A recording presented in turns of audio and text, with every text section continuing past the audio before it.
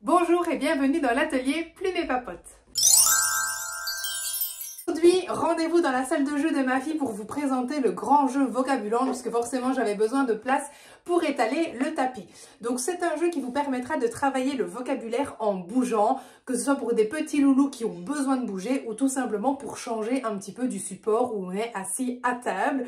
Et donc du coup, on a créé un très grand tapis qui présente des images réelles et vous allez avoir différentes possibilités de jeu.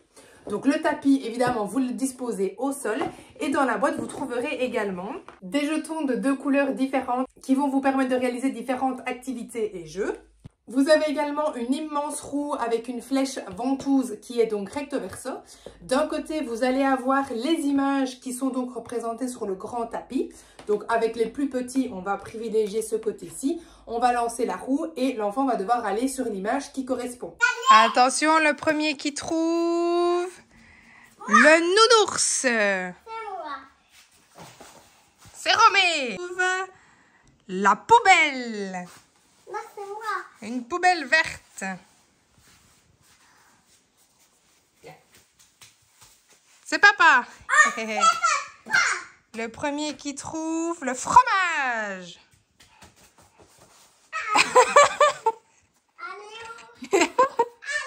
Ouais, c'est Romé.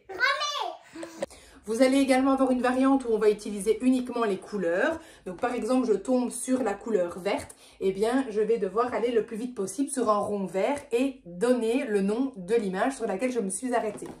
De l'autre côté, avec les un petit peu plus grands, donc là, vous allez avoir en fait des consignes. Donc par exemple, trouver quelque chose qui est rond sur le plateau, trouver quelque chose qui est lourd, trouver quelque chose qui sent mauvais, qui sent bon, etc.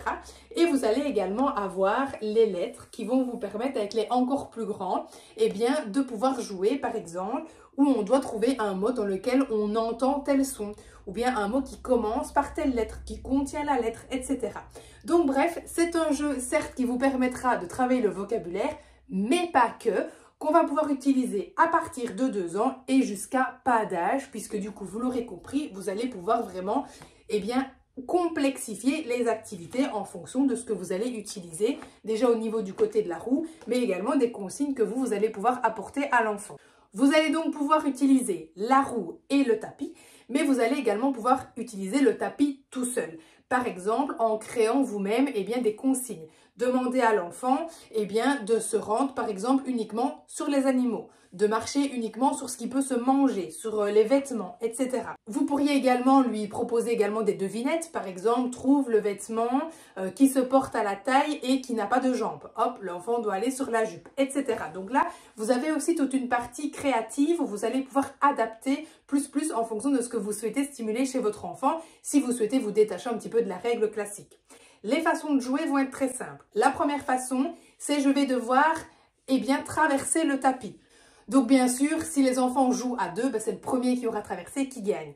Vous allez également pouvoir jouer simplement en rapidité. Le premier qui tombe sur l'image qui correspond à la roue ou à votre consigne, remportera par exemple 1 point. Le premier qui a 20 points gagne.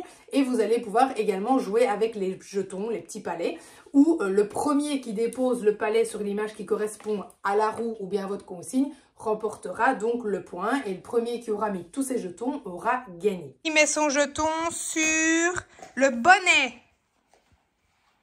Non. Un bonnet bleu. Allez où? Non.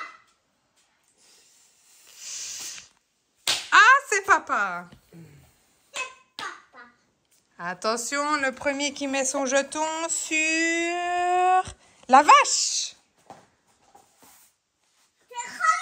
Ouais, tiens, encore un point.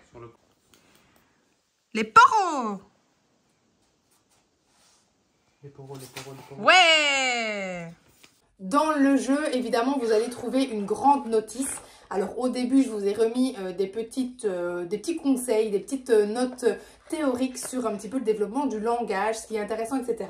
Et puis, vous allez voir que vous allez donc trouver le contenu, mais également des idées de jeu. Des idées pour pouvoir utiliser la roue et le tapis. Donc la roue en fonction des lettres, en fonction des critères, en fonction des photos ou encore des couleurs, mais également le tapis seul. Et donc je vous donne des petites idées de jeu justement que vous pouvez utiliser ou bien créer vous-même pour pouvoir utiliser et exploiter un maximum le tapis avec vos enfants, même plus grands.